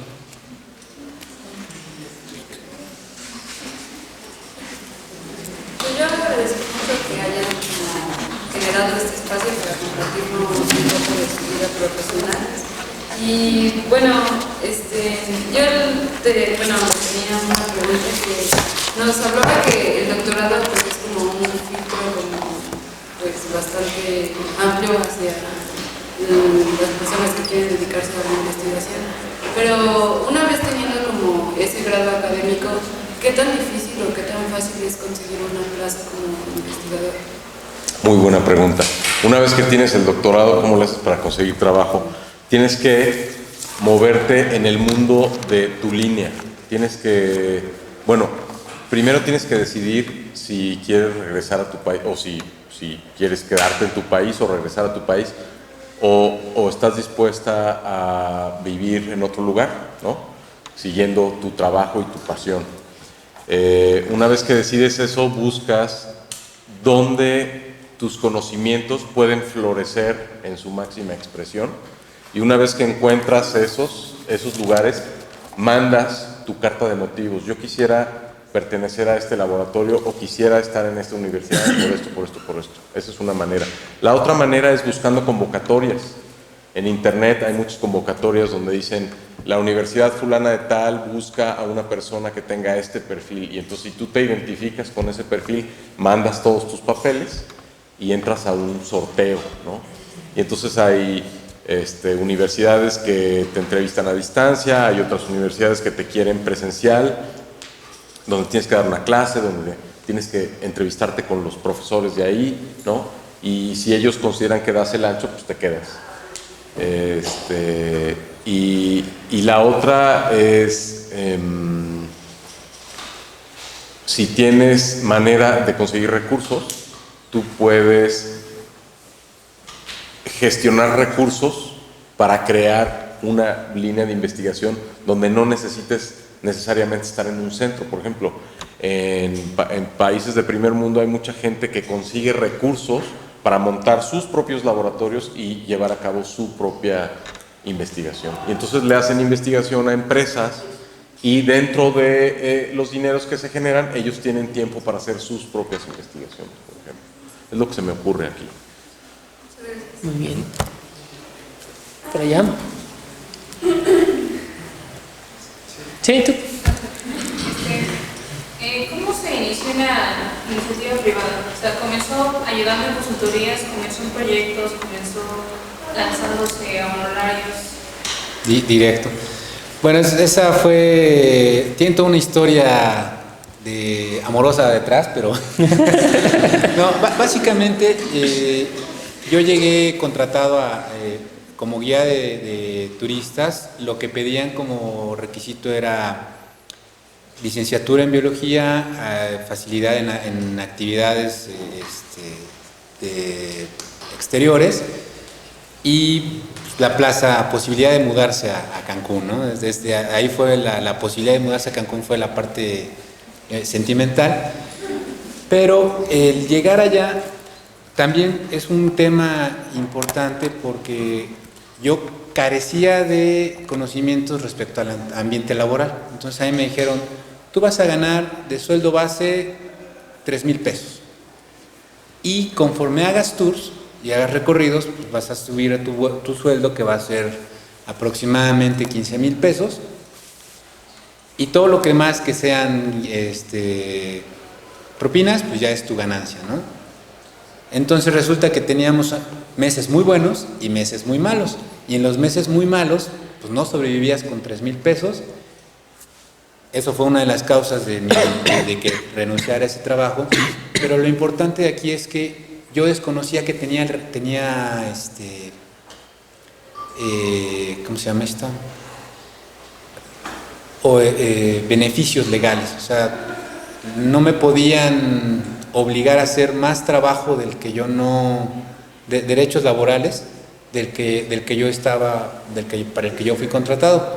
Tenía que tener seguro, tenía que tener una serie de aspectos, y ahí es en donde yo me empecé me generó la inquietud de no trabajar directamente como asalariado. Hice algunos pininos en consultoría, no funcionaron porque no tenía redes de contacto, y ahí fue donde entré a trabajar como evaluador en proyectos de Semarnat. Para mí eso fue como un doctorado, aprendí cómo se elaboraban las manifestaciones, conocí el medio en el que estaba, en el estado de Quintana Roo, y finalmente cuando yo ya me sentí capaz de ahora sí empezar la consultoría por mi cuenta, fue que renuncié a ese empleo y comencé a buscar ofertas, a tocar puertas en los hoteles. Más o menos esa es la historia. ¿Alguien más? Buenas tardes. Acerca de igual de algo más privado, ¿usted recomendaría, como terminando la licenciatura, iniciar directamente la maestría o tener algo de experiencia laboral y luego regresar a la maestría?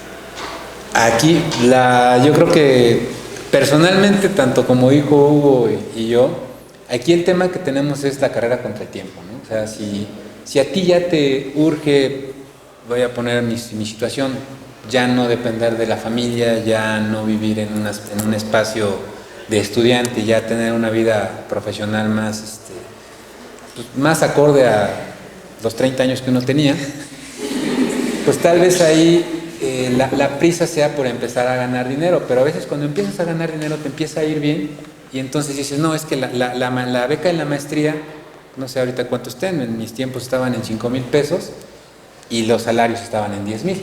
Entonces haces la valoración y dices, no, pues es que ya no hubo necesidad. Yo, después de terminar el posgrado, tuve la intención de hacer el doctorado, pero como decía Hugo, los sitios de mi interés ya no estaban en el país, sino estaban en Australia, en otros lugares. Y ahí me hice la pregunta, ¿soy capaz de irme 4 años y regresar? Básicamente sería como moverme de la fotografía, y cuando regrese es empezar a picar piedra desde cero. Aquí, si estás dispuesta a aguantarte 2 años más en tu casa con un salario y con un ingreso económico de estudiante, yo te recomendaría seguirte al posgrado. Ya tú decides, ya en tu decisión está si sobre el mismo tema que estás en la tesis o un tema un poquito más amplio, para que se te abra el riesgo, digo, el abanico, ¿no? Y yo agregaría algo más. Yo pienso que si tú tienes, después de la licenciatura, muy, muy claro qué es lo que tú quieres hacer, ya no hagas la maestría, mejor haz el doctorado y te ahorras 2 años de tu vida. Y le das, te emparejas en el nivel académico con el resto de la población, y ya tienes un doctorado, o sea, ya puedes empezar a trabajar. Sí, ahora, perdón, y una cosa última.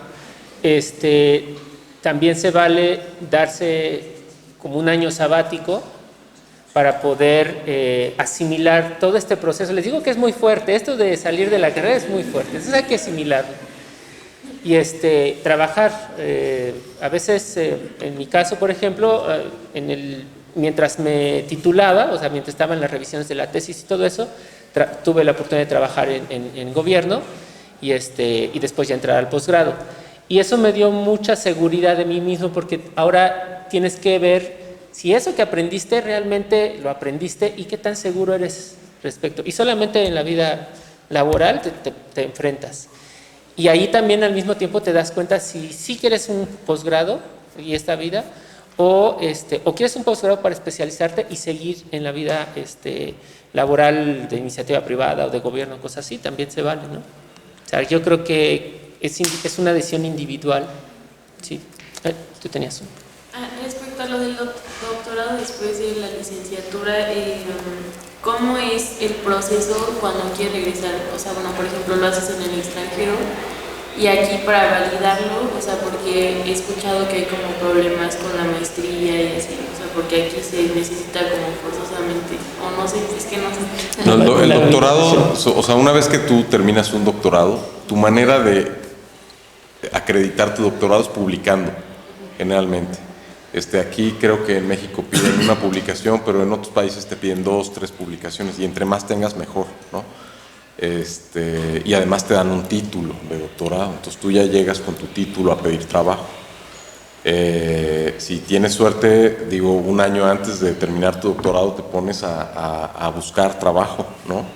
En universidades, centros de investigación, donde sea, o igual y te quedas dando clases ahí y te dan un trabajo de maestro, docente, y luego ya con el tiempo logras conseguir una plaza de investigación.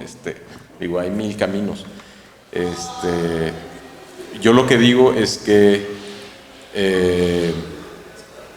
hay profesores, y yo tengo la experiencia aquí en México y en otros lugares del mundo, que piensan distinto. Hay unos que les gusta que sus estudiantes pasen de la licenciatura a la maestría y luego el doctorado, porque creen que se van a formar mejor los estudiantes. Pero, por ejemplo, si tú te vas a Europa a hacer el doctorado, son 3 años, 3 años y medio. Si te vas a Canadá, a Estados Unidos, son 5 años. Entonces, depende de a dónde te vayas a hacer tu doctorado, cómo te puedes preparar. En Europa no tienes que tomar clases, en Estados Unidos sí tienes que tomar clases. Entonces, yo digo, si tú saliendo de la licenciatura tienes muy claro que tú quieres seguir haciendo eso, ¿no? Pues, ¿por qué no hacer un doctorado directo y ahorrarte unos años de tu vida? Pues si lo que vas a terminar haciendo es eso, te preparas y te especializas en eso y ya terminas con el doctorado. Igual y no estás muy segura de si va a ser eso o va a ser otra cosa, pues igual y entonces puedes hacer una maestría acercándote al proyecto que te gusta y ahí darte cuenta, utilizar esos años de maestría como para ver qué posibilidades tienes de si es cierto que vas a seguir haciendo el doctorado o no, o si el doctorado lo vas a seguir haciendo en eso o en otra cosa. Esa es mi opinión. ¿Más? Y luego, sí. Pienso que este tipo de espacio es muy enriquecedor, porque a lo largo de la carrera únicamente tenemos la visión de la academia y a lo mucho 1 o 2 profesores han trabajado fuera. Entonces esto pues, nos permite como tener una visión de dónde nos podemos insertar en el campo laboral, y no que ya salimos, estamos buscando trabajo y nos vemos una vacante que dice informes con CONAGUA, con Semarnat, y dices, bueno, eso es fácil, es interesante y seguro me va a gustar. Te metes y ya te das el trancazo y ves lo que realmente es aplicar la ciencia, ya sea en el privado o en cuestiones relacionadas con su legislación o normatividad. Entonces creo que sí es muy bueno tener este espacio y que nos platiquen su experiencia de ambas partes. Gracias. Sí. Después tú, Claudia. Una pregunta igual, como pensando en, pues igual esto que está en la iniciativa de la Escuela de Ciencias de la Tierra, ¿cómo nosotros como estudiantes podríamos, pues no sé, como tratar de hacer ese enlace con otra iniciativa privada o el gobierno para que pues tomaran en cuenta ya, no sé, el servicio social o como decían, prácticas profesionales, y pues a la vez no sé cómo nosotros podemos acercarnos a estas instituciones a través de los profesores, que pues se vaya generando este vínculo, porque pues siento que la carrera es muy importante, pero y ya mucha gente ya empieza a pues, saber de la importancia de la carrera, pero pues se sigue quedando, igual como comentó mi compañera, ahorita que estamos terminando, pues estamos con la duda del posgrado o buscar trabajo, pero realmente trabajos pues muy pocos, hay muy pocos, se conoce muy poco la carrera, creo que sí tiene como para dar mucho, entonces está quedando. Sí, una cosa que hemos platicado los profes de la carrera y la coordinadora, etcétera, es y generar, o sea, crear tal vez una especie de feria del empleo, pero específico, porque cuando uno va a la feria del empleo que organiza la universidad, pues ahí encuentras de todo y entonces vas así de, es que yo soy científico. ¿No? Yo creo que eso, esto nos empieza a permitir a dar estos espacios, abrir espacios. Yo creo que podríamos ir pensando con los estudiantes, los representantes estudiantes, en empezar a hacer una especie de agenda de empresas afines a ciencias de la Tierra y entonces generar un espacio junto con la escuela o en la escuela, alguna especie de, bueno, sí queremos feria del empleo, pero de estos, ¿no? Invitar a estos y que sepan que nosotros tenemos todas estas capacidades. Yo creo que tenemos que ser proactivos en ese sentido y bueno, los invito a que vayamos pensando, ¿no? Fíjate que ahí, regresando a ese comentario, yo creo que todas las empresas son afines a ciencias de la Tierra. El chiste es que hay que hacérselo saber. Y no está bien que se los diga porque traicionaría al gremio, pero creo que los biólogos estamos ocupando plazas que actualmente Ciencias de la Tierra tiene mejor formación para eso, ¿no? O sea, no significa que los biólogos estemos mal, significa que los biólogos, al haber esa ausencia de un profesionista con esas capacidades, tuvimos que adquirirlas en el camino, ¿no? Pero vamos a hablar, por ejemplo, si conocen la ley perfectamente, hay un registro nacional de emisiones y está una cédula de operación anual. Esos dos aspectos no tienen nada que ver con biología. Sin embargo, cuando la autoridad se los requiere a cualquier empresa, en la primera persona que piensan es en un biólogo. Después, así como que se acuerdan que hay un ingeniero ambiental que también hace esas cosas. O un químico. O un químico. Pero si hablamos del Registro Nacional del RENE y la COA, habla sobre energía, habla sobre suelos, habla sobre químicos, que son como que los aspectos que en Ciencias de la Tierra se cubren, ¿no? Entonces yo pensaría que como ejercicio estaría muy bien se tomen el Registro Nacional de Empresas o la Cámara Nacional de la Industria de la Transformación o la CANIRAC, que es la de restaurantes, y hagan una matriz. ¿Qué aspectos ambientales afecta la operación de un restaurante como McDonald's? ¿Qué aspectos ambientales afecta la construcción la industria de la transformación, el vidrio, vitro, ¿no? Y entonces ahí es donde ustedes van a darse cuenta dónde puede estar el perfil de trabajo, ¿no? Y pues ya la chamba de la Escuela de Ciencias de la Tierra va a ser invitar a estas empresas a darles a conocer el perfil del profesionista, ¿no? Del egresado. Muy bien. Es que ahorita mencionaba algo muy importante y es que para algunos puestos de trabajo y para las actividades que a desarrollar piden por ley que se necesite la firma de un ingeniero, de un químico, de un biólogo, y ahí los de Ciencias de la Tierra quedamos limitados porque aunque tengamos todos los conocimientos no tenemos ese título. Entonces creo que sí se necesitaría más como difusión, no sé si por parte de la UNAM se podría hacer o cómo, porque pues sí tenemos los conocimientos pero no nos abre la puerta muchas veces por ese aspecto legal, ¿no? Formen su colegio de Ciencias de la Tierra. Eso es, realmente la legislación no es específica en biólogo, no es como en un proyecto de construcción que a fuerza te piden la firma del perito que tiene que ser ingeniero. Te piden la firma de un responsable ambiental, avalado por un colegio de profesionistas. Entonces, los colegios de profesionistas que normalmente están dispuestos a entrar a todo este proyecto son los de biólogos, por eso te digo. Pero si ustedes forman su colegio de ciencias de la Tierra, de egresados, ustedes mismos van a empezar a darle validez a su trabajo. Como el Colegio de Biólogos. Como el Colegio de Biólogos, que es una ACE. Muy bien. Pero primero... Claudia, perdón, sí. Claudia. Hasta el último para como... Dale, no sé, chance. cerrar con alguna, por los 2, 3 cosas como que nos han dicho. Ok, perfecto. Bueno, es en parte para ambos, aunque va a sonar diferente, creo. Es qué tanta libertad tenemos como científicos, o qué tanto poder tenemos como científicos para que para contradecir o demandar. Por ejemplo, cuando alguien es un consultor y está trabajando por una empresa privada y le pide que cuantifique sus emisiones, después le va a prohibir, o antes incluso le va a prohibir que hable sobre ello, por ejemplo. Y entonces, aunque haya como... creo que es algo muy emblemático y muy fuerte, y por lo que muchos no nos gustaría trabajar en empresa privada.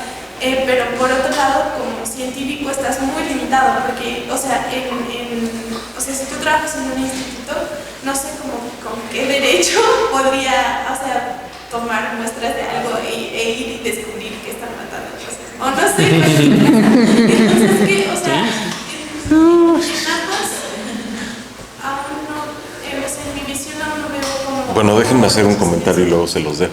Ellos son los expertos en eso. Yo lo único que te voy a decir es, en la parte científica, como investigador, tú tienes toda la libertad.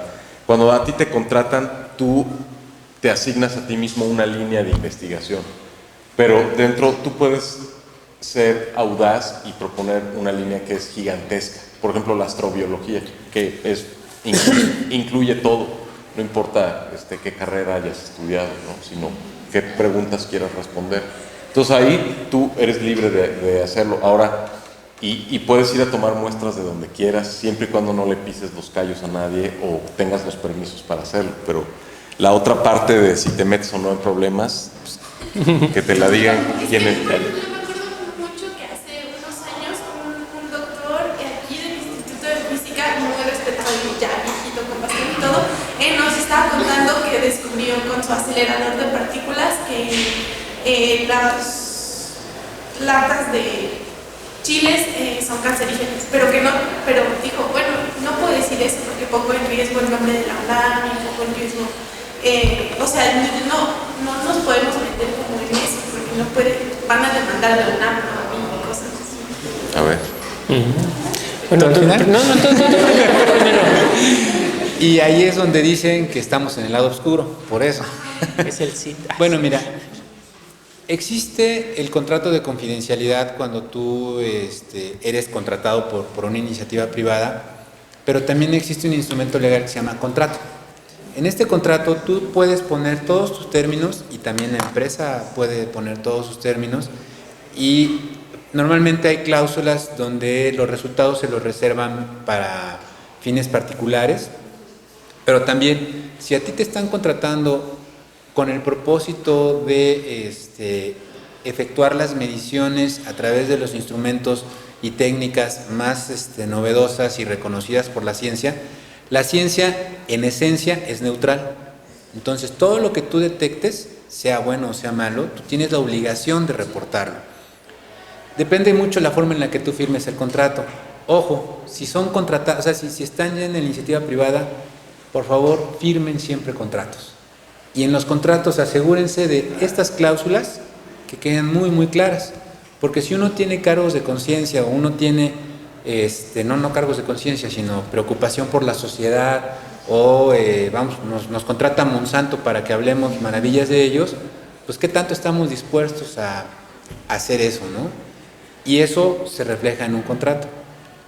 Ya ahí mismo las cláusulas de confidencialidad te limitarán o no para emitir tus comentarios. La UNAM misma, por ejemplo, puede ser contratada, pero la UNAM en sus contratos dice, yo lo que detecte lo voy a hacer público.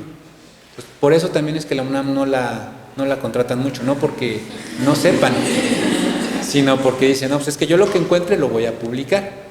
Entonces, ese es un tema muy, muy complejo y tiene mucho que ver el feeling que pudiera tener cada uno de nosotros y hacia dónde nos vamos, ¿no? O sea, muchos de los biólogos que egresan, su principal sitio donde les desearía ser contratados es en la CONAM.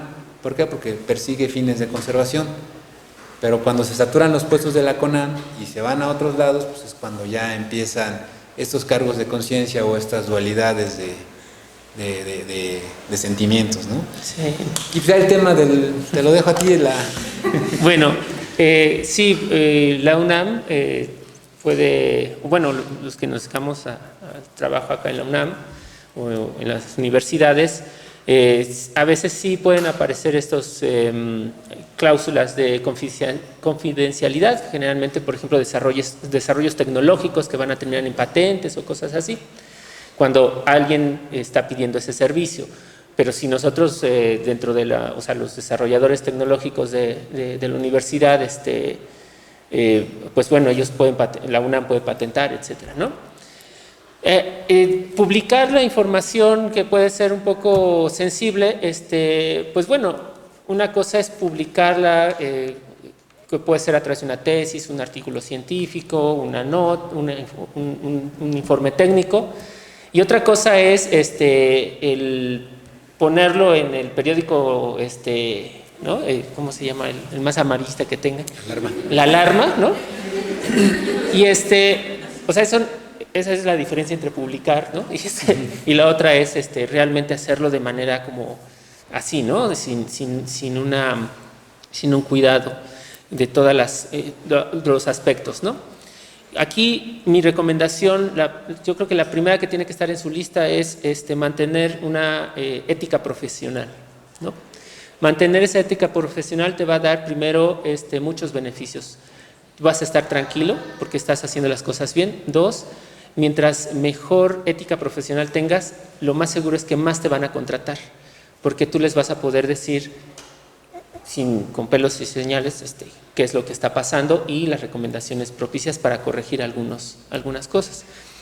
Y creo que la otra, por ejemplo, en el ejemplo que nos pusiste, pues claro, no de un resultado, como en la ciencia, no porque tengas una correlación significa que exactamente es lo que está pasando. Tienes que tener muchas variables controladas para saber que efectivamente va a ocurrir.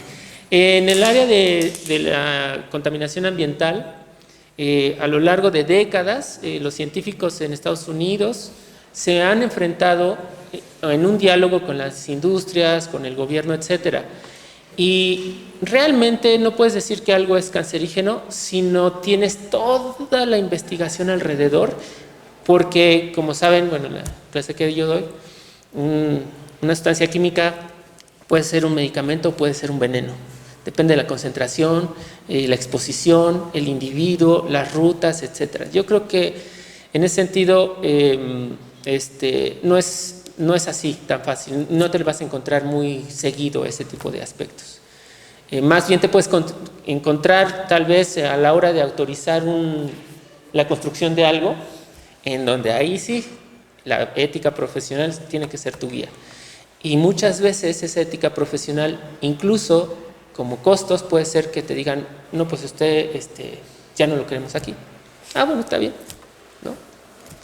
Yo creo que mantener esa ética profesional en la vida es lo que te va a llevar al éxito y al estar tranquilo, ¿no? ¿Alguien más? Perdón. O sea, estos, por ejemplo, grupos de científicos que dices que se han enfrentado a las industrias, ¿lo hacen de manera ajena a los centros de investigación y cosas así? O sea, ¿forman como su asociación de científicos? Bueno, sí, se crean asociaciones, ONGs, o sea, hay científicos que salen de la academia y crean su organización no gubernamental y se dedican a hacer investigación. O sea, no quiere decir que se vayan a una ONG activista, sino que incluso crean sociedades científicas que precisamente están analizando los costos. Hay organizaciones internacionales que, por ejemplo, están observando la conducta ética de empresas de sus países de origen en otros países, ¿no? Y entonces hay empresas de diferentes marcas, ¿no?, que son transnacionales, pero que hay organizaciones internacionales de su país de origen que están vigilando a ver cómo se están comportando. Entonces ya lo veremos más adelante, pero sí hay todo unas diferentes maneras de actuar, ¿no? Como ONG, como gobierno, como iniciativa privada, etc. Por allá. Ya casi acabamos 5 minutos. Ajá, sí. Tengo una pregunta, que depende de la sugerencia que voy a hacer. ¿Cuál es la formación de Hugo? ¿De cuál? ¿De quién? De Hugo. Mía. ¿Hugo? Pues yo soy biólogo.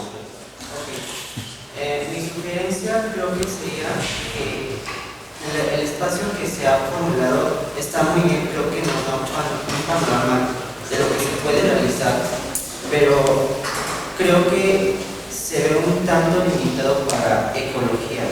Entonces, nada más mi sugerencia sería que una charla como que hay después de Ciencia de la Tierra sería más enriquecedora para todos los que asistimos, para generar más ideas de lo que se puede hacer a largo plazo. No tanto como esto solamente esto, sino generar una idea de qué puedes hacer, hay más posibilidades. Y creo que Ciencias de la Tierra, como una licenciatura que puede ser, que es interdisciplinaria prácticamente, con sus diferentes ciclos criminales, creo que sería más enriquecedora si la charla contara con más personas que también tanto sean biólogos como químicos, como físicos, que es la base fundamental de la licenciatura, como personas que ya estén desempeñando de Ciencias de la Tierra, pues porque apenas por los 10 años de creación. Entonces yo creo que sería más enriquecedor eso, y pues al final pues agradecerles que se hayan tomado el tiempo de darnos ideas. Sí. Sí, realmente, primero porque yo soy también biólogo de formación, entonces mi sesgo obviamente es hacia la biología. 2, como tú dices, es una licenciatura joven, así que aunque tenemos algunos exalumnos que ya están trabajando, todavía les falta tener mayor experiencia, están empezando sus primeros empleos. Y 2, esta charla surge de alguna vez un experimento, una plática que nos dio en la clase Lalo y también otra clase que nos dio Hugo en la clase como tal, y entonces yo decía, bueno, pues vamos a hacer un poquito más grande y a ver quiénes llegan.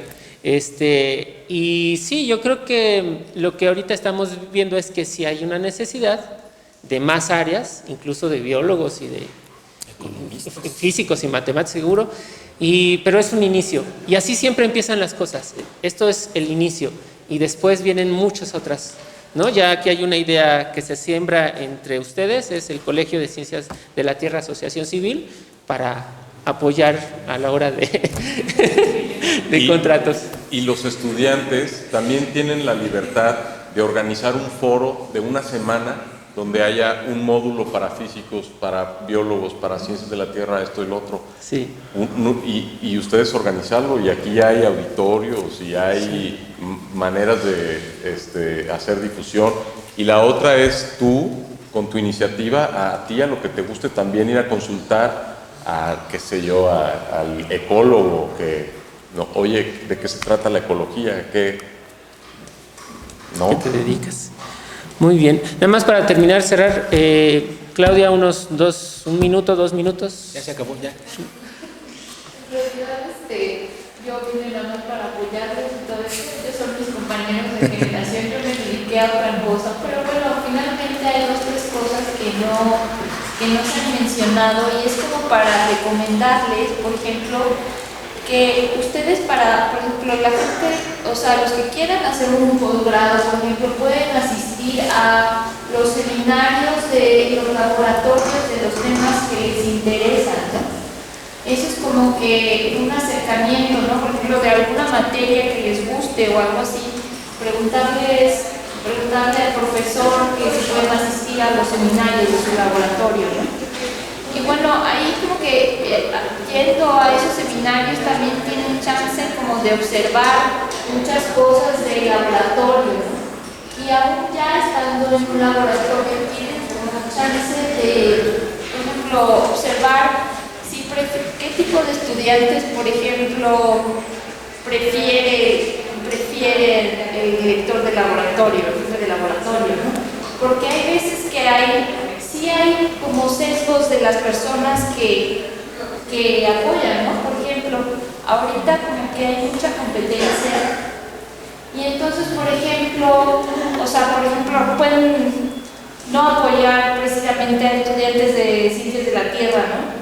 O, por ejemplo, pueden tener algún sesgo de apoyar solamente a chicos, ¿no? Y eso lo ven ustedes, por ejemplo, cuando no los apoyan, por ejemplo, para ir a congresos, ¿no? Cuando ya ustedes están dentro de un laboratorio y como estudiantes quieren ir a un congreso o algo así, y es como que no les promueven para ese tipo de actividades, ¿no?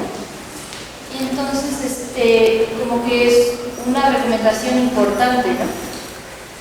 Y, por ejemplo, también tienen que, como alumnos, también es como que recomendarles siempre pertenecer a alguna asociación científica, porque tienen ese tipo de oportunidades, por otra parte, ¿no? En una asociación científica, desde que son alumnos pueden tener la oportunidad de conseguir becas para ir a algún congreso y exponer sus temas de investigación, cuestiones así, ¿no? O sea, por ejemplo, y bueno, esas como que son 2 o 3 recomendaciones que son importantes, ¿no? Así es. Gracias. Sí, los clubs de ciencias y las sociedades científicas también. Bueno, hasta aquí. Muchísimas gracias, compañeros. Nos estamos viendo.